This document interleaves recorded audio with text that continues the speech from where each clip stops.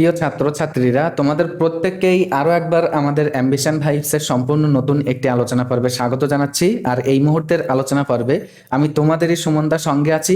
তো আজকের এই আলোচনা পর্বে সম্পূর্ণ ভিন্ন একটি টপিক নিয়ে কেনই বা তোমাদের সামনে আসলাম। দেখো, তোমরা কিন্তু পার্সোনালি আমাকে কল SMS এর মাধ্যমে প্রচুর স্টুডেন্টস তোমাদের কোয়েরিজগুলো আমাকে জানিয়ে থাকো।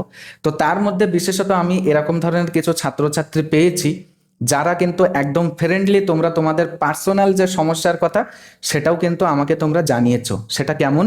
অনেকেরই কিন্তু অনেক বড় স্বপ্ন আছে, সেই স্বপ্ন সফল করার জন্য তোমরা আর কি পথে হাঁটতে চাও, কিন্তু তারপরেও তোমাদের প্রবলেম্যাটিক সিচুয়েশন সাফার করার কারণে বা পরিস্থিতি তোমাদের সঙ্গে কিন্তু সায় দেয় না। তো এমত অবস্থায় আজকের এই আলোচনা পর্বে কিন্তু তোমরা কিভাবে তোমাদের হাজারো পরিস্থিতির সীমাবদ্ধতার মধ্যে তোমরা আটকে যাও না কেন, তারপরেও কিভাবে সেই সীমাবদ্ধতাগুলোকে ওভারকাম করবে, আজকে কিন্তু এই আলোচনা পর্বে সেগুলোই আলোচনা করব সিম্পলি আমি স্টেপ বাই স্টেপ। তো দেখো, এই প্রথমত আমি বিলিভ ইন ইয়োর সেলফ এই পয়েন্টটাই কেন রাখলাম, কারণ নিজের উপর আত্মবিশ্বাস এটাই কিন্তু স্বপ্ন সফল করার মূল মন্ত্র। এবং এ ব্যাপারে আমি আরেকটু স্মরণ করিয়ে দিতে চাই, যদি আমি ভুল না করি তাহলে 1963 খ্রিস্টাব্দে প্রকাশিত হওয়া বিখ্যাত একটি বই the power of your subconscious mind, যেটা আমি 8 বছর আগে পড়েছিলাম, বইটা লিখেছিলেন ডক্টর জোসেফ মার্ফি। বইটা কিন্তু অত্যন্ত সুন্দর একটি বই।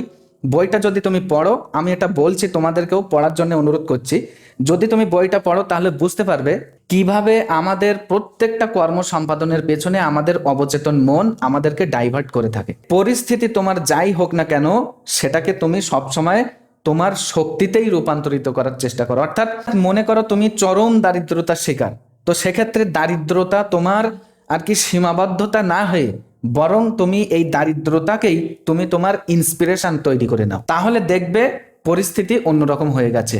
পরিস্থিতি হাজারো জটিল হোক না কেন, তুমি কিন্তু মাইন্ডসেট থেকে তোমার যে মূল লক্ষ্য ওটা তুমি কখনোই ফেলে দেবে না। কোনো একটা বড় শহরে আর কি যাওয়ার জন্য পাড়ি দিয়েছো, তো সর্বপ্রথমে তোমাকে তো পায়ে হেঁটে অন্তত বাড়ির বাইরে বার হতে হবে। আমি ধরেই নিলাম উদাহরণস্বরূপ যে জায়গাতে তুমি আর কি যাচ্ছ, তো সেই জায়গাতে যাওয়ার জন্য হয়তোবা ট্রেন বা প্লেনে উঠতে হবে। তো ট্রেন বা প্লেনে ওঠার আগে সর্বপ্রথম তোমাকে কিন্তু নিজের বাড়ি থেকে সুন্দরভাবে প্যাকেজিং করে গুছিয়ে নিয়ে নিজের পায়ে কিন্তু আগে হেঁটে বার হতে হবে বাড়ির বাহিরে। সুতরাং ট্রেন বা প্লেনের কথা তো দূরে থাক, আগে নিজের ছোট্ট ছোট্ট এই পায়ে হাঁটতে শেখো। তুমি যখন একটা হাইওয়ের সন্ধান করবে, দেখবে তোমার সামনে হাজারো গলিপথ খোলা আসবে বা হাজারো গলিপথ তুমি কিন্তু পেয়ে যাবে সেই হাইওয়েতে পৌঁছে যাওয়ার জন্য।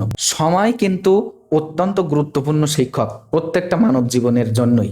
If you do respect time, সময়ও কিন্তু তোমাকে রেসপেক্ট করবে। সময়কে যদি তুমি সঠিকভাবে ব্যবহার করতে পারো, তাহলে সময়ও দেখবে একদিন তোমার সঙ্গে সঠিক আচরণ করেছে। তোমার সাফারিংসকে তুমি তোমার শক্তি হিসাবে কাজে লাগাও। সব সময় মনে রাখবে, success is not for the rich but for the determined. এটা যদি তুমি মনে করে থাকো যে সফলতা শুধু তাদের জন্যই যাদের হাতে অর্থ আছে, টাকা পয়সা আছে, তাহলে কিন্তু ভুল হবে। কারণ সফলতা তাদের জন্যই যারা সদা সর্বদা ওই সফলতাকে পাওয়ার জন্য দৃঢ় প্রতিজ্ঞ।